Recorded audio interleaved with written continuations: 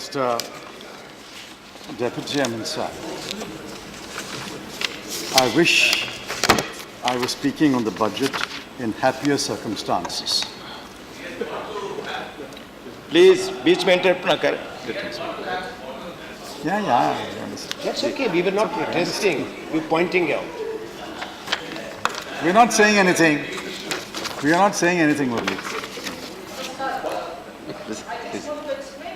No, not necessarily. To the washroom. To the washroom. Okay.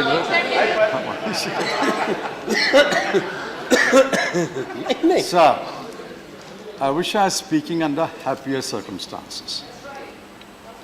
I'm not unhappy only because India lost the cricket match yesterday.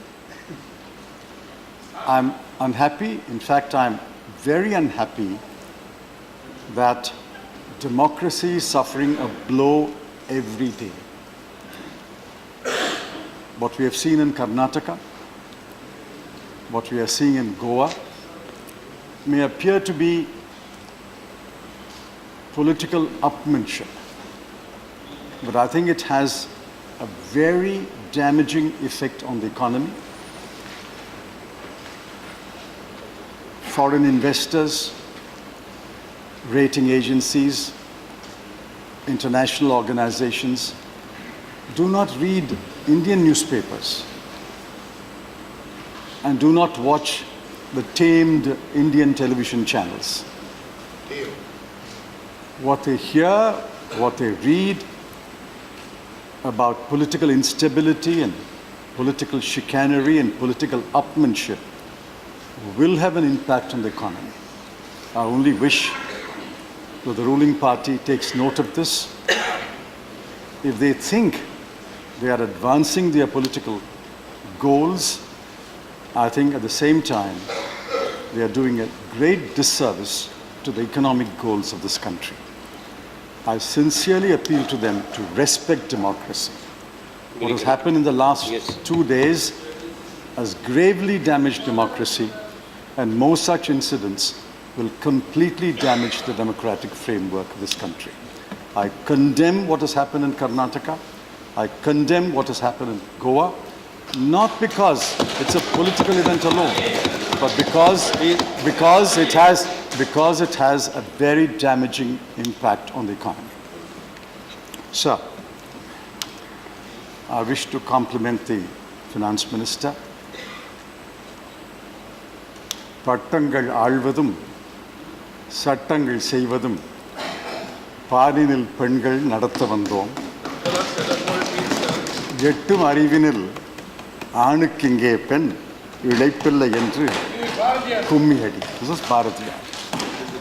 Bharatiyar spoke about gender equality at the turn of the 20th century, in the early 20th century. And I'm very happy that she has had the distinguished privilege of being the first woman finance minister of India. And I may also add, I'm doubly happy that she is from Tamil Nadu.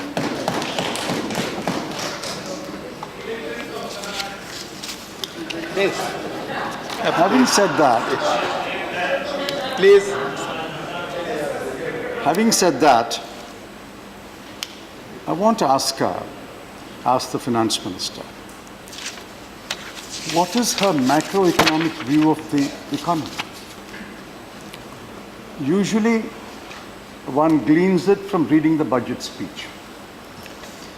There is a statement on the government's macroeconomic view of the world economy, and there is a statement on the government's macroeconomic view and the outlook for the Indian economy.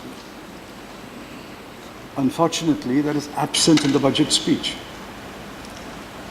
In fact, it is the first budget speech which does not give in the speech the numbers of total revenue, total expenditure, the fiscal deficit, the revenue deficit, the additional resource mobilization, what we call ARM, or the tax concessions which have been given away to sections of the people. I can't recall a budget speech And I'm sure the finance ministry's officers cannot dig up another budget speech which is so bereft of macroeconomic data. You can always say, well, it is there in the annexure, it is there in the budget documents. But the budget documents are not accessible to the millions of people of this country. People who are listening and watching the finance minister on television, listening to her on radio, deserve to know what are these broad numbers, deserve to know what is being allocated for defense, deserve to know what is being allocated for women, scheduled castes, minorities, for health, for Maganrega, for the midday meal scheme. Whatever be, I would humbly request the finance minister to eschew this practice in future and make a speech that is self-explanatory and self-contained, so we have an idea of what the government's view on the macroeconomy is. Then when we come to the GDP, we are perplexed. It's true that the finance minister appeared to give a very weak explanation yesterday in the other house. Let me give you my take on that. The GDP number for 2019-20 is the same, both in the budget documents and in the economic survey.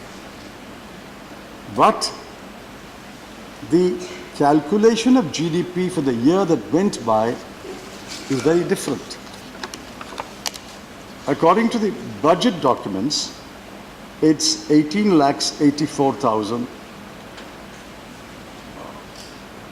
I'm sorry, 1 crore 88 lakhs 40,000. According to the Controller of Government Accounts, it's 1 crore 90 lakhs 29,000. You can always explain it away by saying, whatever be the GDP for the year that went by, we are agreed on the GDP for the new year, 2019-20. But that's not the issue. The issue is, what is your growth projection? According to the budget documents, the growth projection is 8%. But if you take the CGA's numbers, the growth projection is only 7%. It makes a big difference. 7% and 8% are simply not different only by 1%. 7% and 8% make a huge difference, and I'm perplexed that the government, that is the Chief Economic Advisor, the Controller of Government Accounts, and the Finance Minister, cannot present a unified picture of what will be the growth rate in 2019-20. If the government does not know, or the government speaks in different voices on the growth rate, what are the people to conclude? Be that as it may, sir, whatever be the growth rate, and I'll come to it a little later, 7% or 8%, how do you plan to sustain this growth rate or increase the growth rate? We have repeatedly said, and the Finance Minister says it in paragraph 9 and paragraph 24 of our budget speech, that we need to do structural reforms. Now, this is a very interesting phrase. Everybody says structural reforms. But what are structural reforms? Every reform is not a structural reform. In fact, every change is not a reform. Every minor change at the margins is not reform. You have to do structural reforms. The speech recognizes it in two places. But I ask myself, show me one structural reform in the entire budget speech. There is not one. If you ask me what are structural reforms, I wrote a column once saying, in all the last 20 or 25 years, I think we've had only 11 major structural reforms. Dr. Saab is not here, but the bulk of them are attributable to Dr. Manmohan Singh. Those are structural reforms. When we took the Red Book for import and export and made a bonfire of it, that is structural reform. When we abolished licensing, That is structural reform. When we said FARA will go, exchange control will go, and the rupee will find its market rate, that was structural reform. Equivalent to that, where is the structural reform? It's not enough to say structural reforms, you must do structural reforms. And structural reforms requires disruption. You'll have to disrupt the status quo and do bold structural reforms. That alone will accelerate our development. And when I come to numbers a little later, I'll tell you the difference between doing structural reforms and not doing structural reforms. I'm afraid, sir, in this budget speech, there are no structural reforms. In the budget documents, there is no indication of any structural reform. And I'm afraid the result will be that the economy will be a status quoist economy, ambling along at this pace of about 6.5% or 6.8%, which is not good for this country and certainly not good for those who are at the bottom of the pyramid, the bottom 20%. So, the crucial question is, the economic survey says this, the finance minister says this, that investment is the key to growth. There are 4 engines of growth: public expenditure, domestic consumption, exports. The only engine which was firing was domestic consumption. Unfortunately, even that engine seems to be sputtering now. The economic advisor says investment is the key and exports are the key. I'll come to exports a little later. Investment is the key. Investment needs money. You can either have resources raised domestically or you can get FDI. Now let's take resources raised domestically. What are the resources that you plan to raise domestically? The gross fixed capital formation was stagnant for 3 years at 28.5. In 2018-19, if you do the calculation, you will find the GFCF improved to 29.5. At one point of time, it was 34.5. It fell 6%, now fallen 5%. So what have you in the budget to say that domestic savings will increase, which will give an impetus to investment? If domestic savings are going to remain at 29.5%, where is the additional money going to come to spur investment? I'm afraid there's nothing in this budget that will improve domestic savings. In particular, nothing in this budget that will improve household savings. Who saves? There's a middle class which saves. And what have you done to the middle class? Is there anything in this budget that will enthuse the middle class to save more? You have taxed long-term capital gains. You have now taxed buyback of shares.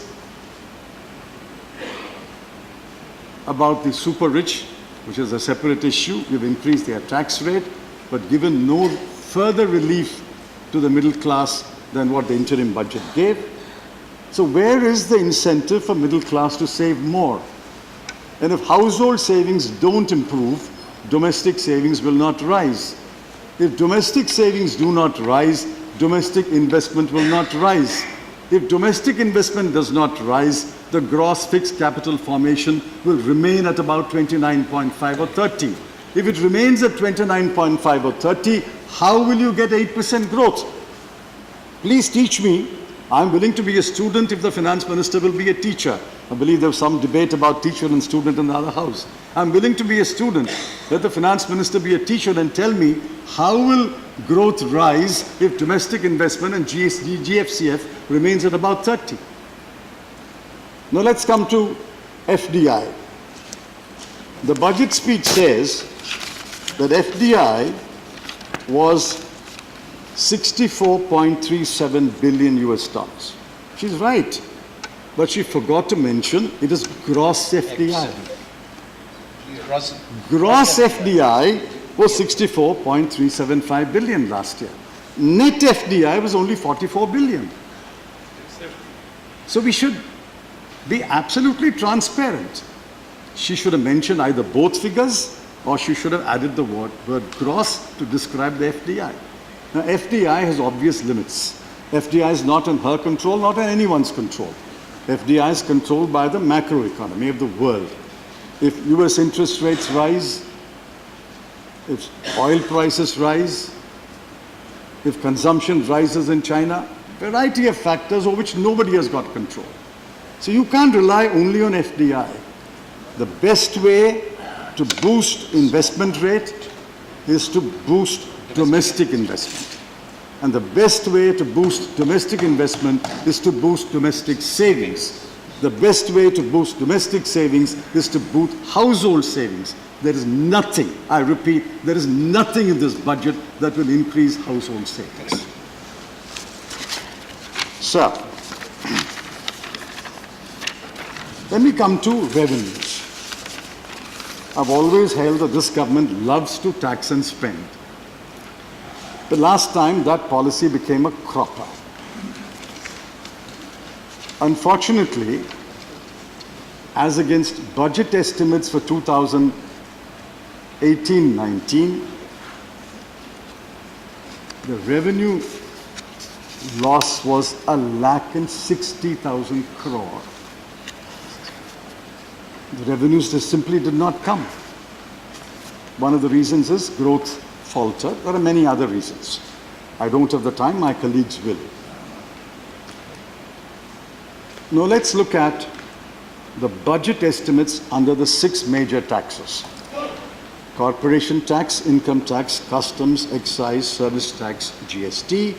The estimate was, for the year that went by, 22,42,833 crore. What did you actually collect? 19,67,187. When you work out net to center, you will find that as against an estimate of 14,84,406, which was there in the interim budget revised estimates presented in February, you actually collected, according to the Controller of Government Accounts, only 13,16,951. You lost 1,60,000 crore. And now again, despite that experience, what are you projecting? Last year, income tax collections increased by 7.1%. For the new year, the finance minister is projecting income tax collection will rise by 23.25%.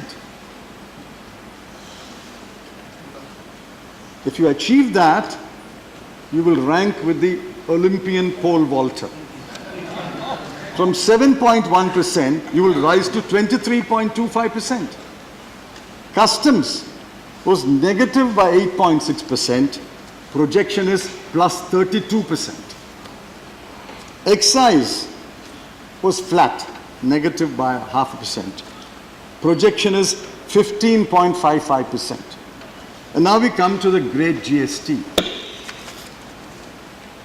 GST last year increased by 3.38%. Projection is 45%.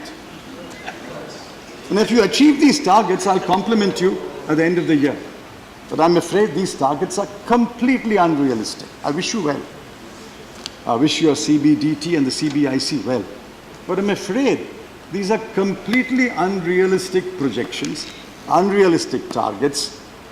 And then I ask my question, if last year you lost 1,60,000, and this year you will lose another 1,60,000 crore or 2 lakh crore, how will you achieve your expenditure goals? How will you allocate monies for all that you have said? Please take a look at these numbers.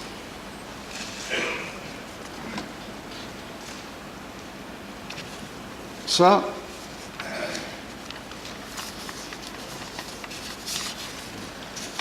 I don't blame entirely the finance minister. She assumed office only about 50 days ago. And if she had reflected on the macroeconomy, I'm sure she would have done that, but not spelt it out in the budget speech. She would have realized, and I mean no disrespect to anyone, the economy that she inherited was a wobbly economy. She didn't inherit it from me. She inherited from her own government. So you no longer can blame this as a legacy issue. After 5 years of NDA, one, in the last year, 2018-19, growth was 8.0, 7.0, 6.6, 5.8. In the last year, the economy was in a decline. Point one to note. Farm sector grew at 2.9% only, the lowest in those 5 years. If you look at the farm sector graph, it's a decline. Over 10,000 farmers commit suicide every year. And the state that I have the honor to represent, Maharashtra, had 800 suicides this year alone until the 16th of June.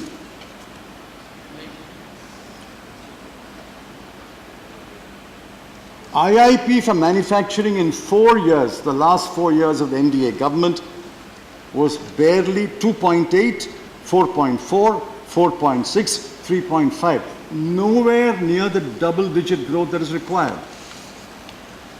And exports, and I said I'll come back to it. The finance minister was commerce minister for a while. The highest level was 315 billion US dollars in March 2014 when we left office. After that, for 4 years, exports did not cross $315 billion. Only in 2018-19, it barely crossed 315 billion US dollars, merchandise export. As I said, there was a revenue loss of 1.6 lakh crore. Unemployment, according to the CMIE, is 7.8%. The workforce shrunk. The workforce shrunk by 4.7 crore people. Capital expenditure was only 1.7% of GDP. And what she has projected for the new year is only 1.6% of GDP.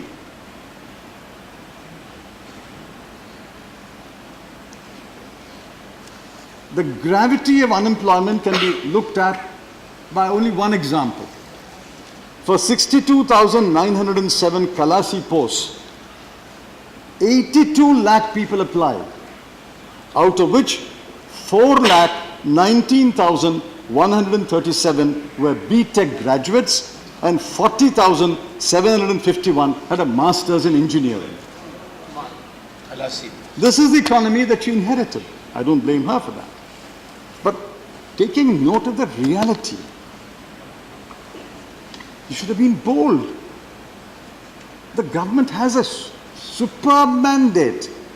303 people in the Lok Sabha. Dr. Manmohan Singh and I have exchanged notes. We wish we had a mandate of that kind at some time in our lives. We didn't have a mandate. He worked with 145 people and then 206 people. You have a mandate of 303. And with your allies, you have a mandate of over 352. Why, having inherited this situation, why did you not take bold measures? This is my grievance. Sir, I intend to leave, I intend to take only 30 minutes. I intend to leave. You can take a little more. No. I intend to leave about 100 minutes for my colleagues. I'm sure they will deal with allocations, etc., etc. Let me. This is not intended to provoke you. It is intended to underscore the reality. Let's do some fact checks. The fact check is a favorite pastime today for media. I want to do some fact checks. First one. 50 crore Indians have got health insurance. Is that correct? Under your scheme, only 30 lakh people have got the benefit after hospitalization. Then you say 40 crore people will get pensions. Is that correct? No. The first pension payout will come in the year 2039. You will have to contribute and you will get your pension at 60 years. The first pension payout will come in 2039. We are only in 2019. 99% of all villages are covered by sanitation. 5.6 lakh villages are ODF. Ask Mr. Bezwada Wilson, he'll tell you what it means. It means that the kind of toilets we are building today, without double pit soak pits, perpetuates the septic tank, perpetuates manual scavenging. Please address that first.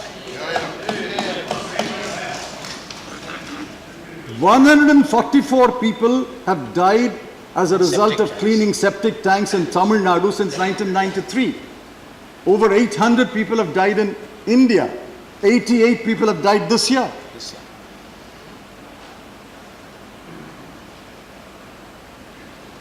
A study by government revealed 23% own but don't use the toilet.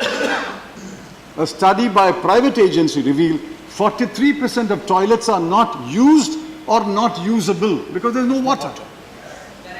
Come to Nandurbar district of Maharashtra. Come to Nandurbar district of Maharashtra. And the Indian Express field report said, entire district, village after village said, we don't use the toilet. We are the most water scarce district in the whole country. How can we use water for cleaning our toilets? We don't get water for drinking. We don't get water for bathing. We don't get water for cooking. We have great difficulty in getting water. How will we use water in our toilets?